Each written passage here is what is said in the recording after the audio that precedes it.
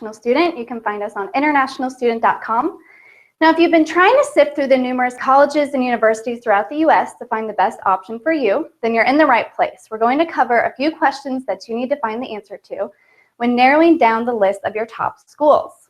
Now, if you have no idea where to even find a list of U.S. schools all in one place, you can, of course, find one at internationalstudent.com. And I've added the link in the showcase of this Hangout so you can easily find them and start searching through the various U.S. colleges and universities. Also, as always, we will answer your questions at the end of this Hangout, so send in any questions that you do have through the Hangout Q&A feature, and we'll get to those in the end. But before we start with questions, let's go ahead and we will get started. So the first item that you'll want to look at is, does the college or university that you're considering offer the correct degree level, degree, and focus that you need? So keep in mind that not every college and university will offer the degree at the level that you need. When starting your search, it's very key to understand the difference, first of all, between obtaining your associate's, your bachelor's, your master's, and your doctoral degree, and know which one you need to obtain. For example, if you've never received a higher education degree, you're more than likely going to need to pursue an associate's degree, which is a 2-year degree, or a bachelor's degree, which is typically a 4-year degree. If you've already obtained your bachelor's degree, the next step would then to be obtain your master's degree. After that is a doctoral degree. Now, if you're still really confused on what type of degree you need to obtain, you can, of course, watch one of our past Hangouts on U.S. College Degrees Explained, and the link to that is also in the showcase. That will hopefully help you better understand that. Also, just because a college or university offers the degree that you're after, keep in mind that it doesn't mean that it will offer the degree with the focus that you want to pursue. This is especially important if you plan on continuing your education within a certain focus. So for example, if you're pursuing a degree in anthropology and you'd like a focus in primatology, make sure that the college or university that you choose not only does offer that degree in anthropology, but that it also has a strong focus in primatology available. Next, when trying to eliminate schools from your list, another question you should find the answer to early on in your search is, what are the exact admission requirements you need to meet? Now, colleges will typically have specific grade point averages or GPAs, SAT or ACT score requirements, and standardized language test scores that you need to meet. And these requirements, each college will have their own minimum requirements. So it's important to check with each college that you wish to attend or that you're considering and see if your scores do meet. When you begin the process of becoming an international student in the U.S., you're going to want to do it early. One very good reason to start sooner than later is perhaps you take the SAT or ACT and your score is not quite as high as you need it to be or what you'd like it to be. If you start early, you're going to have enough time to take that test again. Now, another question that you should know the answer to is, what is the average class size at the college or university that you're considering? Knowing the average class size will give you a good idea of how much one-on-one time you're going to be able to receive from your professors. And when finding out the average class size, you're going to want to ensure, first of all, the average class size for your general education courses, which typically will be a bit larger. And then second of all, your degree-focused class size.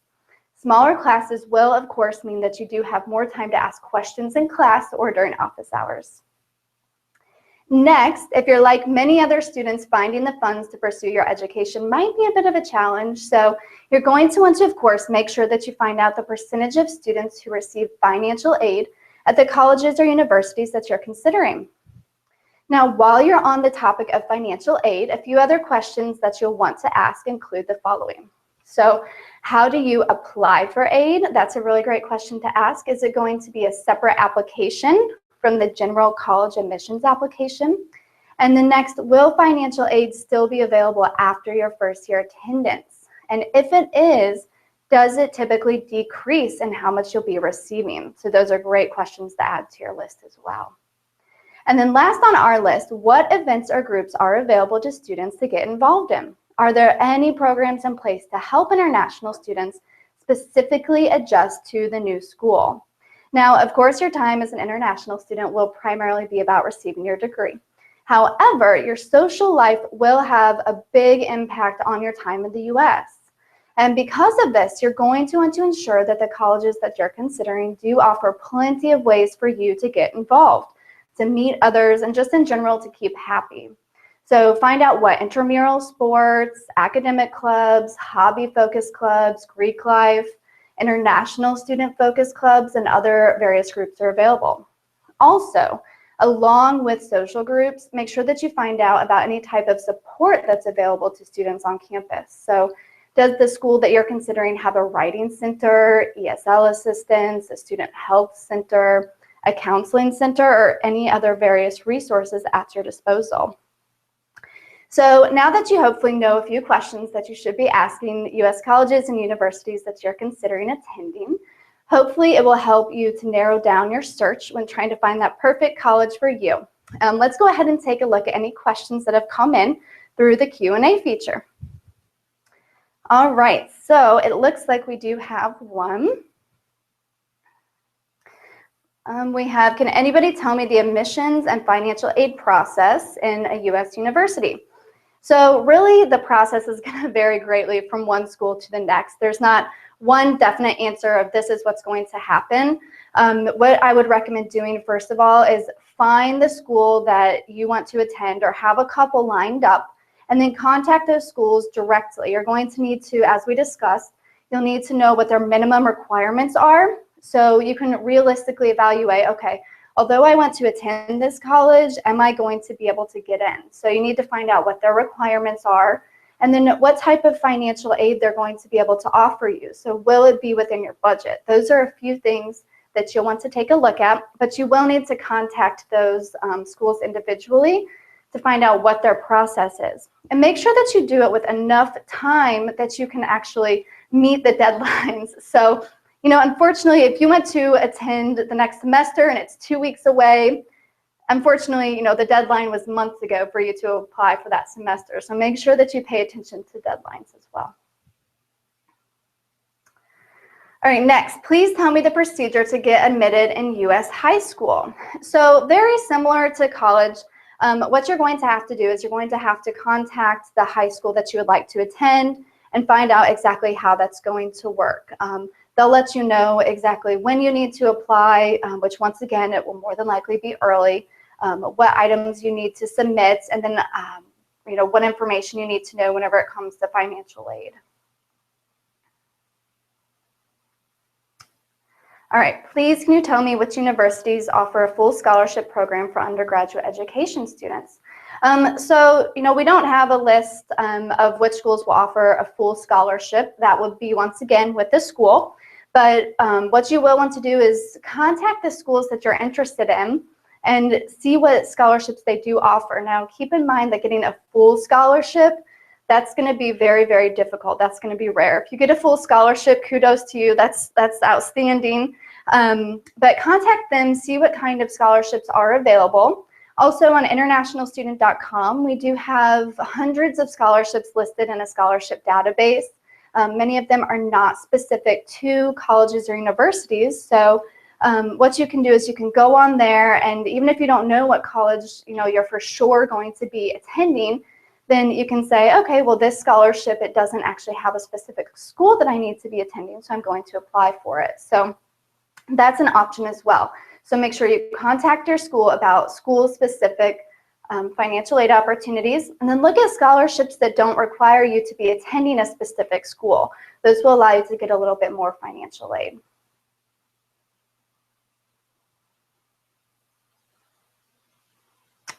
Okay.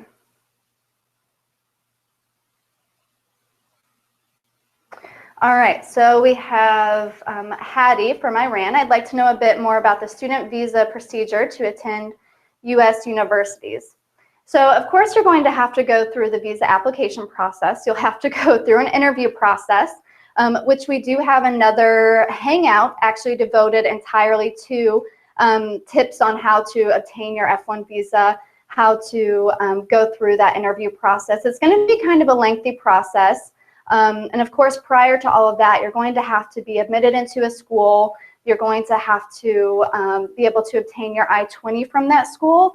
There's sort of a lot of different a lot of different steps you're going to have to take. But first, it's important to find a school, get accepted into that school, get your I-20 issued, and then you can go through that process.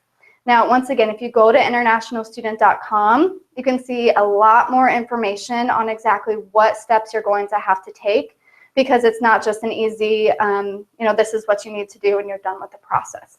It's a very lengthy process with a lot of ins and outs, and depending on your situation, you could run into a few walls, especially if you see a lot of students with funding. You have to show proof of funds in order to get accepted into a school, but then you also have to show your I-20 in order to get that F1 visa. So there can be a few hurdles to overcome, but we recommend going to internationalstudent.com, go to our site, and you can check out more information on getting your visa. All right, and it looks like those are all of the questions that we have for today. I know there is a bit of a delay on the Hangout, so if you send in a question and we didn't get to it, I apologize. It's just more than likely due to that delay. But don't worry, please feel free, if we did miss it or if you didn't even get a chance to send it in, please feel free to send that in on our Google Plus page, and we will get that answered for you. Also, please take advantage of the links that are within the showcase of the Hangout. Those will take you to a few really great places where you can get more information on becoming an international student and the very first step, which is searching for a school inside the United States. So thank you so much for attending. Hopefully this will help you narrow down your schools when looking for one that you'd like to attend, and we hope that you can join our future Hangouts.